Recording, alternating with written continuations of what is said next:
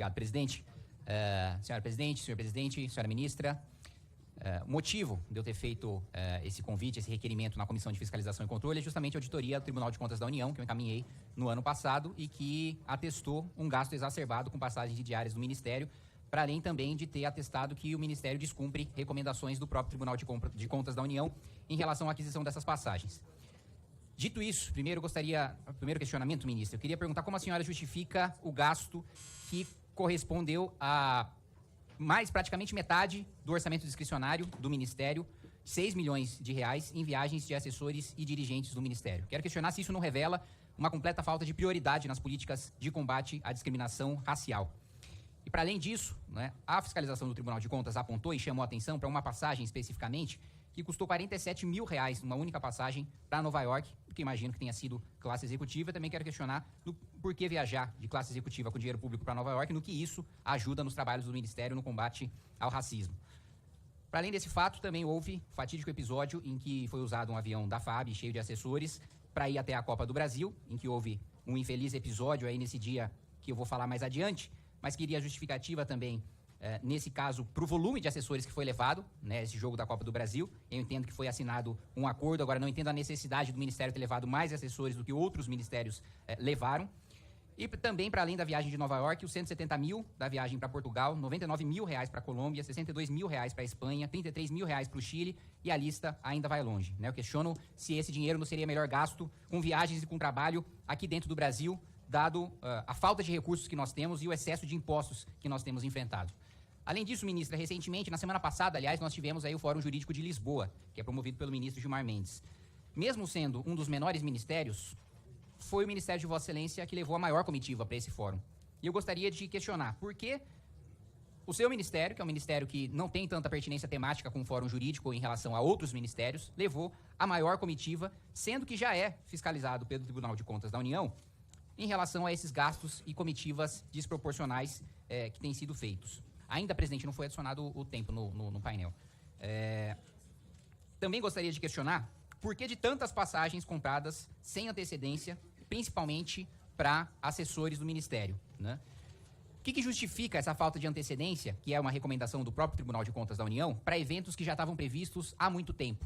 E eu apresentei esse requerimento de fiscalização para praticamente todos os ministérios da Esplanada, e o Ministério de Vossa Excelência é o único que tem esse descumprimento em relação ao prazo da compra das passagens. Qual que é a necessidade também, ministra, de reiteradamente levar uma comitiva de assessores tão grandes para os eventos, quando outros ministérios, que têm um orçamento muito maior e que têm muito mais assessores, levam menos pessoas do que o ministério comandado por Vossa Excelência? Qual que é a peculiaridade da sua pasta que explica um volume de assessores necessário para viajar ao redor do mundo e do Brasil junto com Vossa Excelência? Lembrando, ministra, que quem mais paga imposto no nosso país são principalmente nesse governo que, infelizmente, cada dia que passa prova maiores taxações e boa parte delas afetando as pessoas mais pobres, quem mais paga imposto no nosso país são os mais pobres. E que, em sua maioria, são negros. O que justifica, né? Será que é justo tirar dinheiro do negro pobre do nosso país para pagar viagens do Ministério de Vossa Excelência sem justificativa, inclusive de luxo, com classe executiva? Quando foi questionada, né, sobre o alto gasto com as viagens e o uso dos aviões da FAB, a senhora afirmou o seguinte, eu leio aqui, aspas: "É inacreditável que uma ministra seja questionada por ir fazer o seu trabalho de combate ao racismo e cumprir o seu dever. Vemos que as noções estão invertidas quando avançamos em um acordo histórico de enfrentamento ao racismo e somos criticados por isso. O que de fato incomoda?" Fecha aspas. Eu vou dizer, ministra, o que pessoalmente me incomoda é o uso de verba pública para levar assessores para passeios em que eles eram completamente dispensáveis e não tinham nenhuma razão plausível para estarem presentes. Ou seja, o que incomoda é justamente quando há gasto do ministério e isso não se converte em resultado, não se converte em trabalho. O gasto com passagem do seu ministério, aliás, ministra Aniele, só não supera o número de casos de racismo. De 2022 para 2023, os casos de racismo cresceram 67%, principalmente no estado de Vossa Excelência, o estado do Rio de Janeiro. Então, enquanto a senhora fica enfrentando moinhos de vento, como falar sobre o racismo climático, ou dizer que a expressão buraco negro é racista, né? De uma perspectiva também que cientificamente não faz o menor sentido, porque a gente está falando na realidade de ausência de luz e não da cor preta, o racismo real cresce no nosso país sob a gestão de Vossa Excelência. Sobre o episódio infeliz que ocorreu ali no jogo ali da Copa do Brasil, em que Vossa Excelência levou diversos assessores, incluindo a ex-assessora do vosso ministério, Marcele Decoté, que foi demitida por, no estado de São Paulo, estado que eu represento, dizer que estava cercada ali por um bando de paulistas safados, descendentes de europeus safados. Eu queria questionar se Vossa Excelência, porque ela foi demitida, justamente por esse comentário racista, e que ofende o Estado de São Paulo, que, aliás, é responsável por pagar boa parte das viagens, não só do Ministério de Vossa Excelência, mas de outros ministérios. É o Estado que mais contribui e que mais é saqueado institucionalmente por Brasília todos os dias.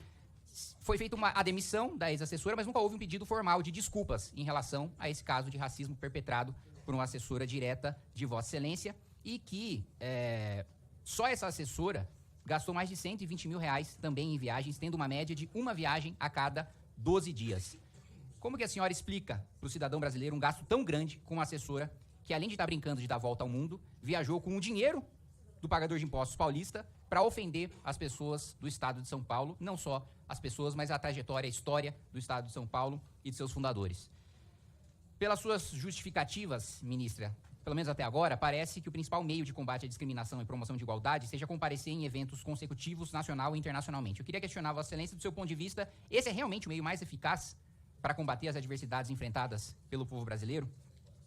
Além disso, e aqui já falando sobre o requerimento do meu colega, o deputado Hélio, Vossa Excelência utilizou a tragédia do Rio Grande do Sul para fazer proselitismo político em redes sociais e depois apagou a postagem. A postagem de Vossa Excelência começava com a seguinte frase: sobre a importância do seu voto. Diante da tragédia do Rio Grande do Sul, nosso governo investiu mais de 1,5 bilhão de reais para a saúde, adiantamento de benefícios sociais, auxílios aos desabrigados, etc, etc.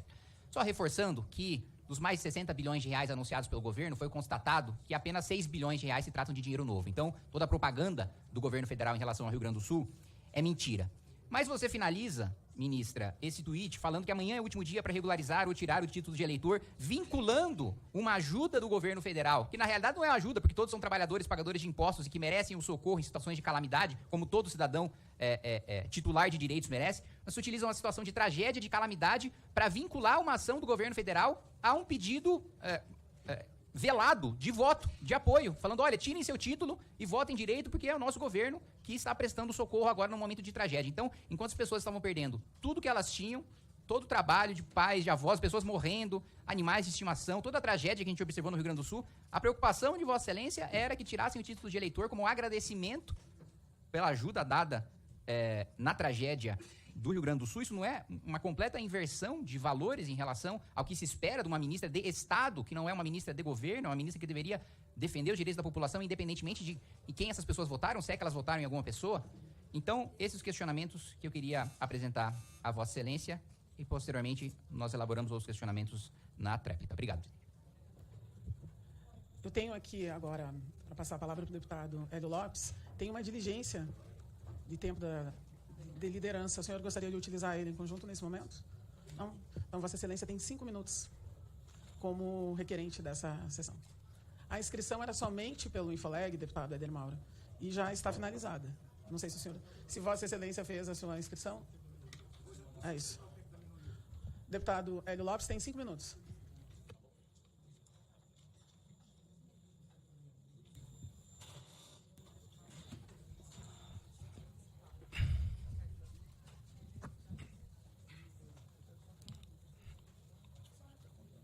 Por gentileza, retoma os 5 minutos do deputado Hélio, que já está contando, ele ainda não iniciou.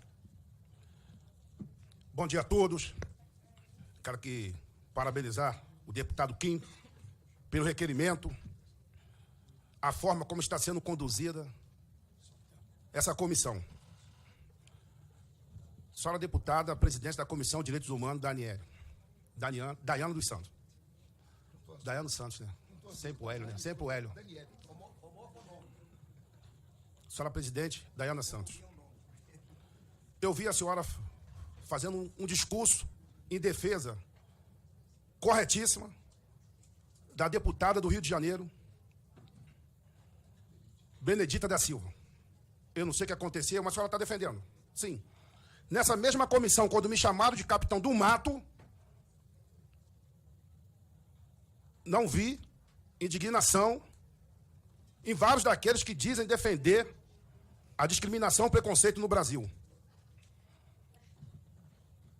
A senhora ministra, muito obrigado por comparecer aqui nessa Câmara. Faz parte do regulamento, do rito da administração pública, convocar e convidar para que os ministros venham aqui nessa casa falar sobre o que está realizando sobre sua pasta. Vossa Excelência falou que, em sua fala que prega um país igual para todos. Um país igual para todos.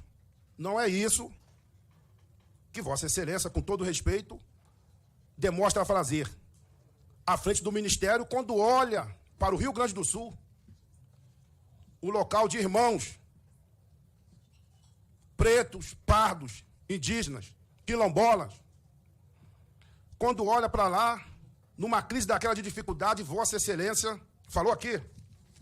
Cadê o... Falou aqui.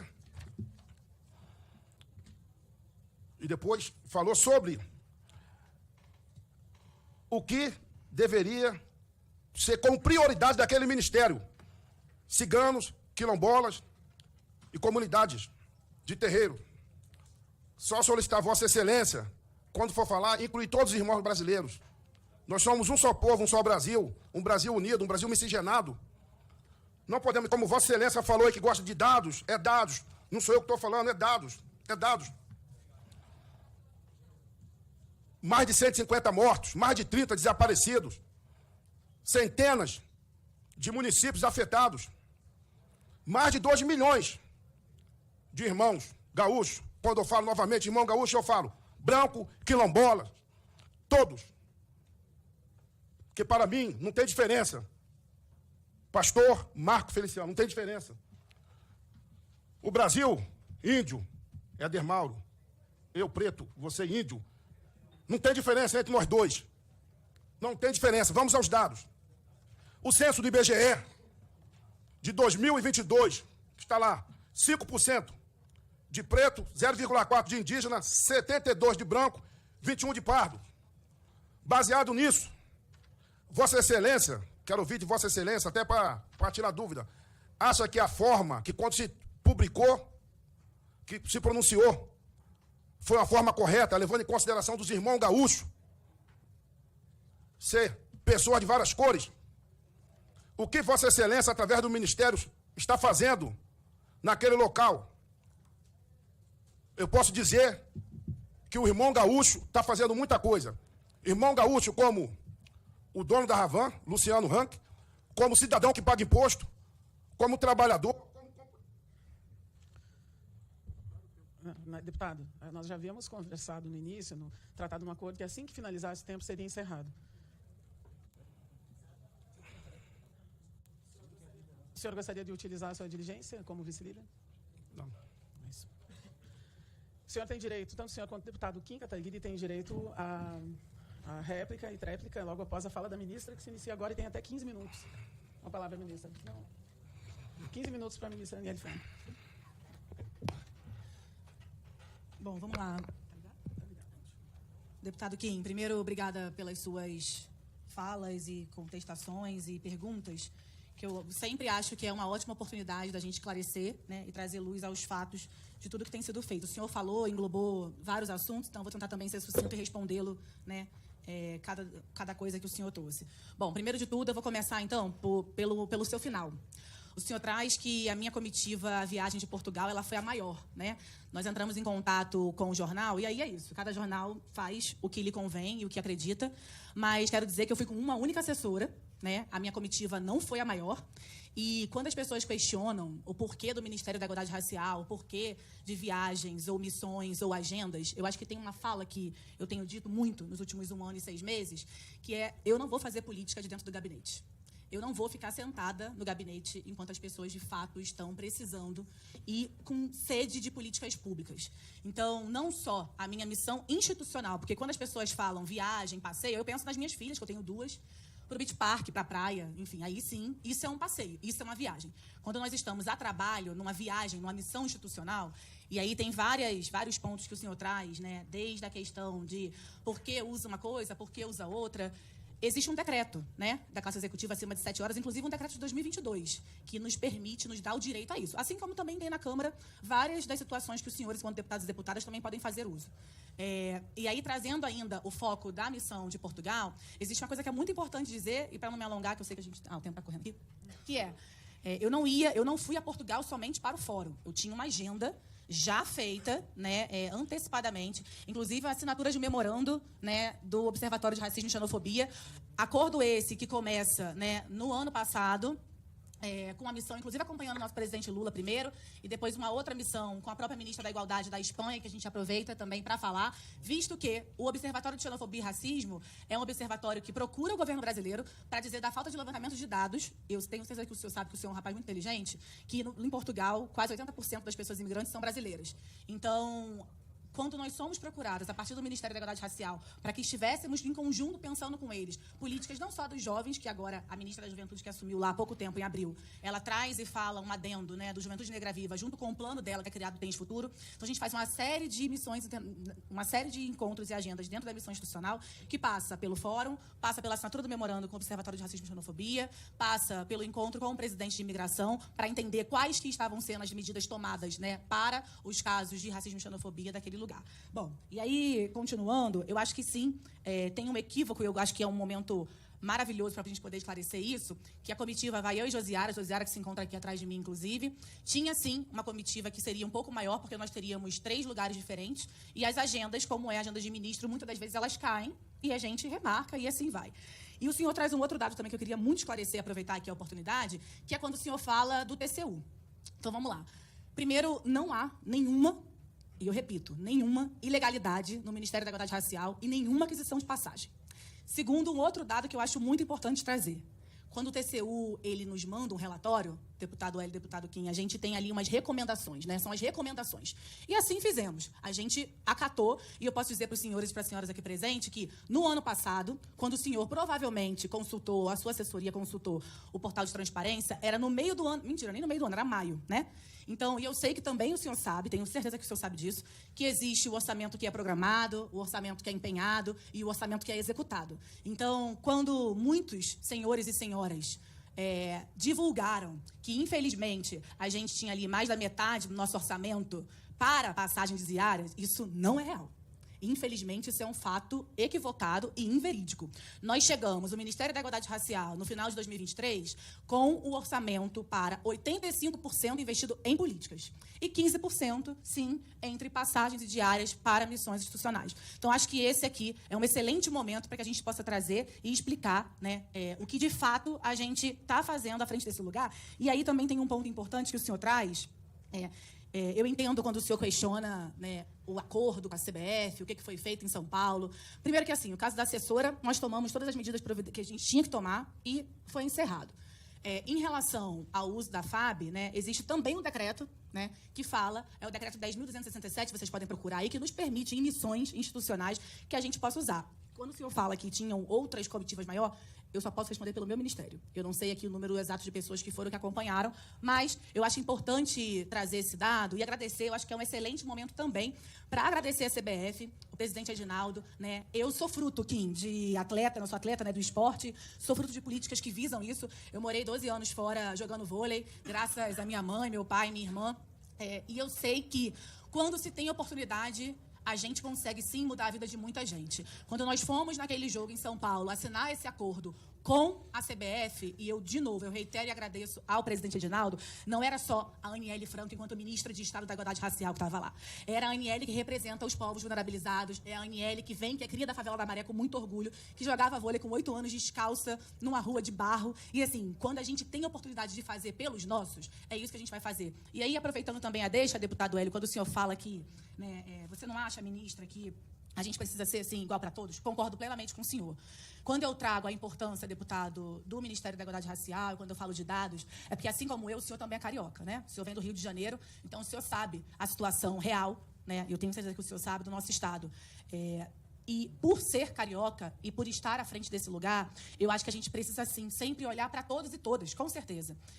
O senhor trouxe o nosso Twitter, né? Eu não tenho problema nenhum de falar quando a gente comete equívoco. Eu acho que isso são das pessoas grandes e humildes que podem fazer e que devem sempre fazer.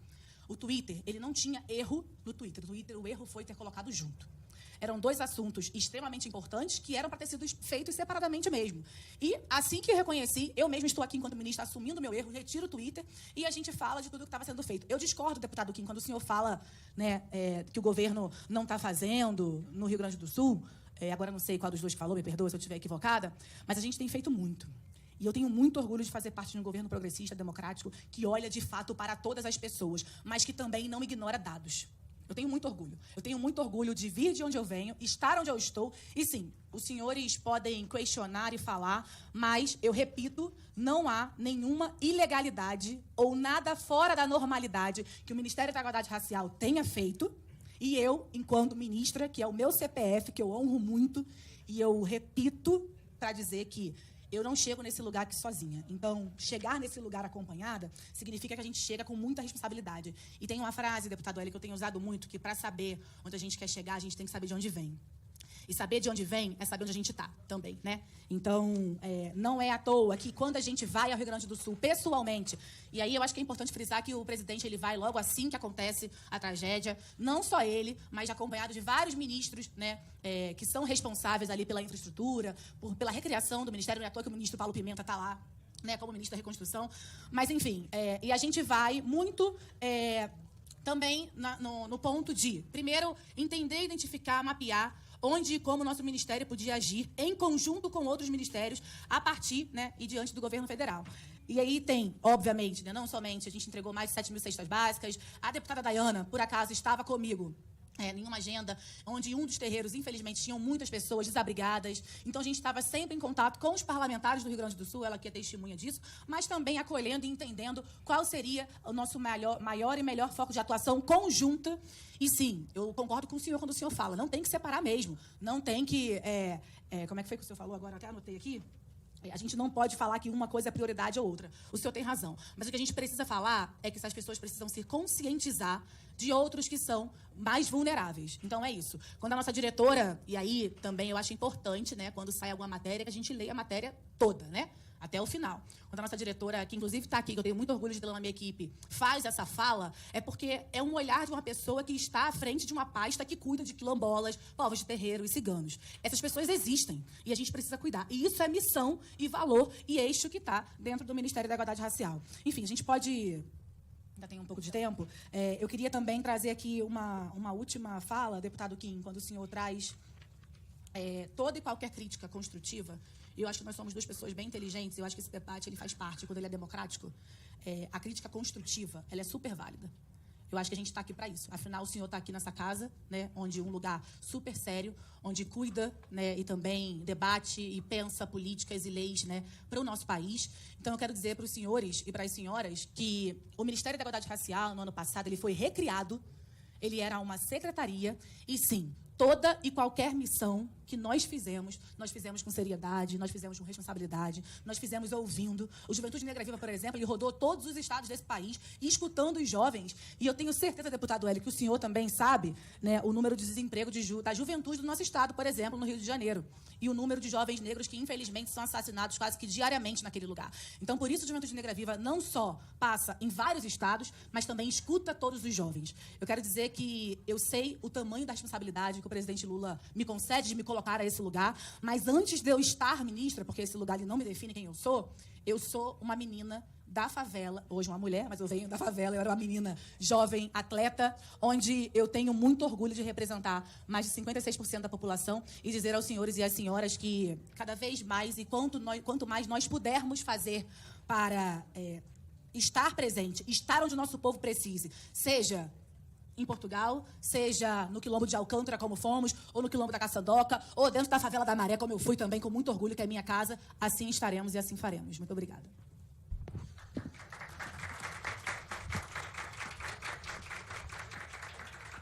Deputados Kim Kataguiri e deputado Hélio Lopes têm direito à réplica. Gostariam de utilizar? Palavra, deputado. Ministra, na realidade, a senhora atacou espantalhos, né? O primeiro deles, em relação a não haver ilegalidade. Em nenhum momento disse que há ilegalidade. O que eu disse é que as recomendações do Tribunal de Contas da União foram descumpridas. Pode até não ser ilegal, mas é imoral você gastar o dinheiro público com tamanha irresponsabilidade. Quando, eu já coloquei para Vossa Excelência, a mesma fiscalização do Tribunal de Contas da União, quando eu apresentei para outros ministérios, o Ministério de Vossa Excelência é o único que descumpre a recomendação e que gasta mais dinheiro em razão disso.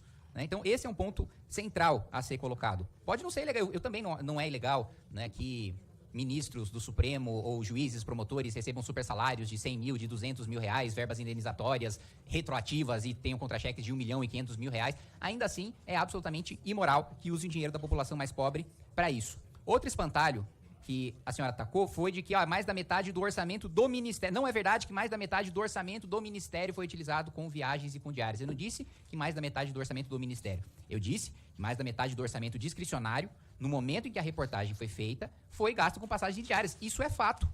Tá? Isso pode ter você pode achar opiniões boas ou ruins, discordar de opiniões, mas não pode discordar dos fatos. Assim como... Quando a senhora coloca, e presidente, não foi acumulado o tempo de liderança da réplica, porque eu usei apenas a metade na primeira inquirição. Acrescenta 5 minutos, por gentileza. Assim, obrigado, presidente. Assim como há outro espantalho, quando você coloca... Olha, discordo também de que o governo tem feito menos pelo Rio Grande do Sul, como você colocou. Olha, é outro fato. O governo prometeu 62 bilhões de reais. Na prática, o que nós temos, e Vossa Excelência demonstrou ter conhecimento sobre orçamento, o que nós temos de empenho e execução são menos de 7 bilhões de reais. Então, são fatos. É uma constatação. Não há o que se discordar disso. Para além disso, falar de... Concordo plenamente de não ser ministro de gabinete, assim como eu não sou deputado de gabinete. Agora, justificar dizendo que está indo atrás das necessidades das pessoas, com viagens subsequentes para Nova York, Espanha, Portugal, Chile, indo buscar a necessidade das pessoas nesses lugares, sinceramente, não acho que seja o caso. Para além disso, quando a senhora fala sobre a assessora racista que foi demitida, é uma resposta, mais uma vez, assim como a nota do Ministério, muito protocolar. Tomamos todas as medidas necessárias. O que eu quero é uma coisa mais simples, um pedido de desculpas. Não acho que houve erro e a responsabilidade do Ministério de ter uma assessora que estava ocupando um cargo tão alto e tão importante, falar um absurdo, ofender toda a população de um Estado de maneira racista, como foi feita pela assessora de Vossa Excelência. Um mero pedido de desculpas à população do Estado de São Paulo não merece. Eu, pessoalmente, sou mestiço. Eu tenho, sou descendente de europeus também, de italianos, de portugueses.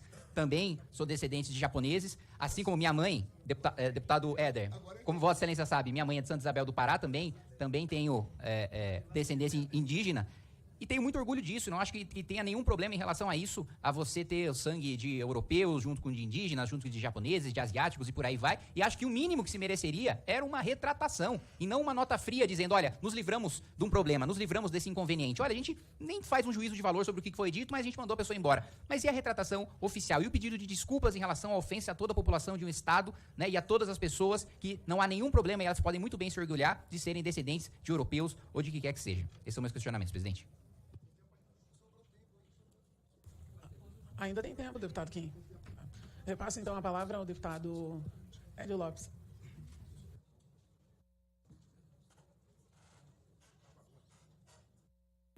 Falar que é racismo.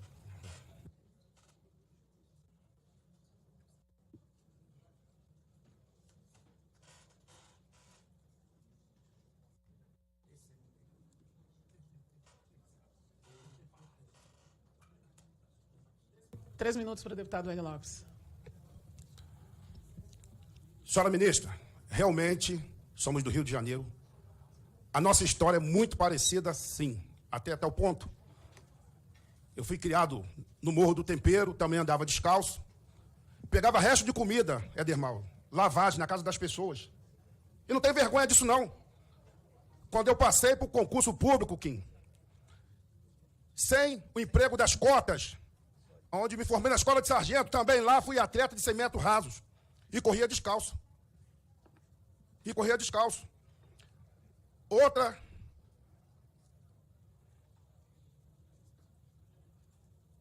E corria descalço. Outra coisa. Vossa Excelência sabe o que é a dor de uma perca de um ente querido? Vossa Excelência perdeu a irmã. Uma coisa brutal, covarde. Que os culpados têm que ser punidos, sim. Mas até março, as pessoas, não é da família de Vossa Excelência, fica bem claro. As pessoas acusavam o meu irmão Jair Messias Bolsonaro por um crime absurdo desse. Que quem cometeu, provada a culpabilidade, tem que ser punido com rigor da lei, sim. Aonde está a semelhança? Eu perdi 3 sobrinhos para essa desgraça da droga que esse governo defende. O governo que facilita, defende tudo que pode. Saidinha, Um evangélico não pode visitar a igreja. É um absurdo. E quando eu perco 3 sobrinhos para o tráfico de droga, eu queria ver, ir lá falar com a minha irmã. Isso é tudo bem, isso é normal, pode ser assim. Quando eu falo, não é da senhora, estou falando do governo, mas eu estou falando da semelhança que tem da história de Vossa Excelência com a minha. Sabemos que o local carente, como de Vossa Excelência, quando a gente olha para a pobreza, é preto, branco, amarelo, é todo mundo. A pobreza não tem recorte de cor, a pobreza é ampla. Queria saber de Vossa Excelência se não acha que está na hora de fazer uma política pensando na pobreza, não necessariamente na cor da pele. Ministra Aniele Franco, 5 minutos, por gentileza. Deputado Kim, eu entendo quando o senhor traz aí na sua fala, não é ilegal, né? E aí o senhor complementa, depois o senhor fala de espantalhos. O que eu acho que é imoral é rebaixar a política de igualdade racial a uma secretaria. Isso é imoral. Acho que isso é imoral porque quando a gente está pensando em 55% da população ou mais, né, isso também, para mim, é algo que eu também estou falando de fatos. Eu, inclusive, acho que é importante chamar todas as pessoas que aqui estão para que a gente possa acompanhar todas as políticas que foram feitas, porque da maneira que o senhor fala na sua resposta, é como se nenhuma das missões institucionais tivesse andado em nada. E eu discordo, né, totalmente do senhor por conta disso, porque é um trabalho para além de tudo que tem sido feito, e aí eu entendo que muita gente olha para a política de igualdade racial como apenas mais uma. Agora, para quem nunca teve nada, quando tem um pouco, é muita coisa. Quando o deputado Hélio fala que foi atleta, e já que o senhor falou também que, né, em questão a quentinha, comida e tal, minha mãe está aqui, e ela testemunha que muitas vezes eu saía de casa às 5 da manhã para jogar vôlei, eu morava na Maré para Botafogo, e a minha quentinha estragava. Então, assim, pensar nisso é pensar aonde eu desejo que as minhas filhas estejam, por exemplo, daqui a alguns anos. Ou que a gente quer deixar para lá, né? Deixar de legado, perdão, para elas. E eu entendo, deputado, quando o senhor traz aí o questionamento de pensar uma política social, a gente não tem muita concordância, e também com muito respeito eu falo isso para o senhor, porque eu sou fruto de lei de cotas. E eu não teria a educação que eu tenho hoje se eu não tivesse entrado na minha universidade sem ser cotista, né? Então, as cotas, elas modificam uma realidade coletiva. Eu sou fruto disso, eu sou testemunha disso, mas eu respeito a sua opinião. Eu acho que esse debate aqui entre nós faz parte, e eu faço isso com muito respeito, mas eu quero dizer que é importante a gente frisar, quando se tem oportunidade, o que acontece de mudança na vida das pessoas. É importante frisar, deputado Kim, quando o senhor fala que vocês precisam, sim, cumprir toda e qualquer recomendação do TCU, e assim nós estamos fazendo. Eu entendo e aceito tudo que o senhor está falando para mim, e eu acho importante também estarmos aqui. Eu acho que essa é uma ótima oportunidade para mostrar tudo que tem sido feito. Porque assim que o relatório do TCU chega na mão do Ministério, e Roberto Eugênio, que está aqui ao meu lado, que é secretária executiva, também carioca, deputado Hélio, que também da UERJ, também cotista, a gente senta e debate dentro do Ministério a importância de acatarmos. E esse ano, por exemplo, a gente já tem ali menos de 5%. Né, de um orçamento voltado para passagens diárias, porque a gente conseguiu estruturar bem direitinho, eu diria, com muito orgulho, tudo que foi feito no ano passado, e esse ano nós estamos colhendo o fruto dessas políticas. Então, eu acho que o Juventude Negra Viva, deputado, é, para mim, um grande guarda-chuva que traz ali várias das demandas importantes do nosso país. Eu não sei, mas aliás, eu tenho certeza que os senhores sabem que nos últimos anos, infelizmente, o aumento de suicídios de jovens negros no nosso país tem crescido muito. Então, uma das pautas dentro do Juventude Negra Viva é, inclusive, a saúde mental desses jovens, junto à ministra Nízia. Ministra Nízia, que eu tenho muito orgulho também de chamar de parceira de trabalho, que também é carioca como nós, mas que tem feito um trabalho essencial. Eu estou trazendo tudo isso para dizer que, também não vou me alongar por conta do tempo, porque eu sei que agora a gente abre as inscrições, mas para dizer que, quando a gente está à frente de um trabalho como esse, de um trabalho que exige responsabilidade, exige diálogo. Que bom que o senhor fala que o senhor também não é um deputado de gabinete. Eu acho que essa referência para a gente tem que ser importante, porque nós somos jovens, né? A gente está nessa construção. Eu acho que ouvir, entender, acatar e construir junto é o que precisa ser feito.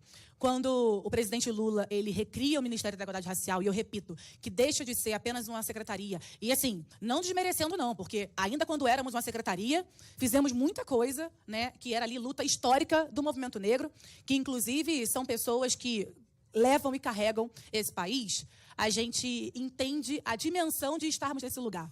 Então, todo e qualquer lugar que a gente precise estar, eu repito, assim faremos. Foi no Rio Grande do Sul, foi na enchente de Belfor Roxo, como fomos com o presidente Lula e com outros ministros, foi também na enchente de São Paulo, quando fomos no Quilombo da Caçandoca, com crianças que não tinham onde dormir, que não tinham escola, e assim também fomos cuidar. Foi em Salvador, quando fomos ouvir também, acatar as demandas do povo jovem negro desse país. Então, quero dizer aos senhores e às senhoras que aqui, nesse ministério, enquanto aqui eu estiver, tudo será feito com muita responsabilidade e, acima de tudo, contando, sim, com a minha criação, com meus valores e com o meu caráter. Obrigada. Passamos às inscrições. Os deputados